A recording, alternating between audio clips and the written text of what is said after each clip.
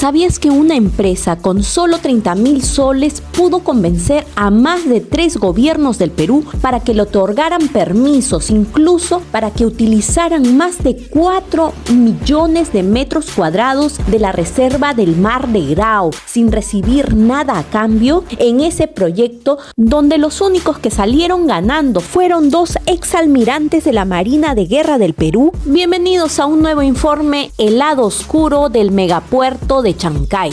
Porque los han hipnotizado, porque no saben el contexto real desde el génesis del proyecto portuario hasta su cristalización. Quien escuchamos es el ex comandante de la Marina de Guerra del Perú, Gregory Paredes, quien se ganó varias denuncias por avisarnos el trasfondo de este negociado. Y como él dice, conozcamos el génesis del megapuerto de Chancay. Todo empieza en el 2008, cuando el ex almirante José Ribaudo, a través de su pesquera Diamante, realiza una maniobra para que el gobierno de Alan García le conceda la desafectación del mar. Al obtener lo que quería, se asocia con otro exalmirante. Estamos hablando de José Noriega. Ambos inyectan un capital de 30.000 soles con el sueño de convertir a Chancay en un terminal portuario, pero por supuesto de manera privada. Ambos lograron que Alan García firmara un acuerdo para que desafectara más territorio marítimo. Los planes maestros son documentos orientadores de la gestión y del futuro. Los planes maestros son papeles que tienen la característica de poder anticiparse y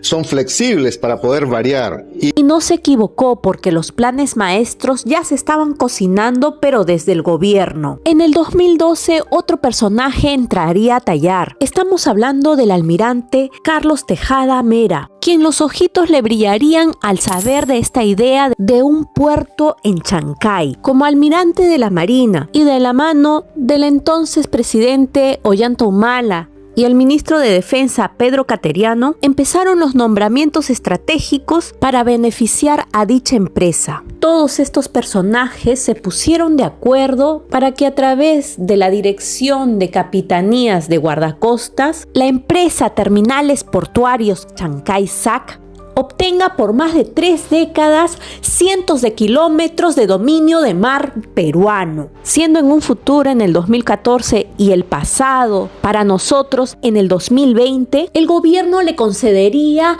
4.249.898 metros cuadrados a Cosco Shipping, la actual empresa. Lo que nos lleva a pensar, ¿por qué no se firmó un contrato? ¿Por qué no se hizo un concurso público? ¿Y por qué los gobiernos del Perú entregan y entregan territorio marítimo sin que el Estado peruano tenga siquiera el 1% de las acciones de un proyecto de tamaña envergadura? Pero continuemos con este génesis. Terminales Portuarios Chancay no construyó nada hasta el 2021, pero sin embargo era una empresa en el papel. Y como tenían que buscar inversionistas de su mismo nivel, se asociaron con Volcan. Según el portal Convoca e IDL Reporteros, los accionistas de esta empresa, a través de empresas offshore, habían comprado terrenos cerca de la bahía de Chancay. Estas compras, que se efectuaron en el 2011-2012, salieron a la luz en el 2017 tras el escándalo mundial del Panama Papers. Pero como esto no le importó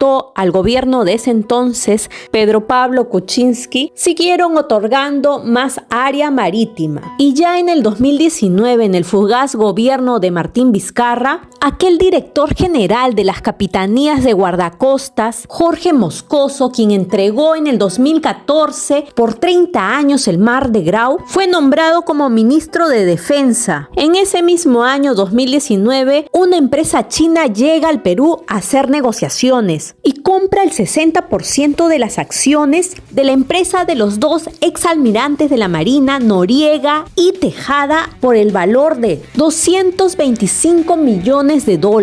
Una empresa de papel con todos los permisos y con más de 4 millones de metros cuadrados de mar peruano. No nos hubiéramos dado cuenta si es que el comandante Gregory Paredes no los hubiera denunciado por manejos irregulares. El Dardo, en su labor periodística, obtuvo este documento fechado el 25 de enero del 2025, donde la Fiscalía Provincial especializada en delitos de corrupción de funcionarios de Lima se inhibe completamente de investigar a expresidentes, exministros de defensa, exalmirantes y a exdirectores de las capitanías de guardacostas, derivando todo ello a la Fiscalía Provincial, pero del Callao. Serán los fiscales de la Provincia Constitucional del Perú que tengan el deber patriótico de hacer respetar al Estado peruano, porque el mar de Grau, por lo que murieron nuestros héroes,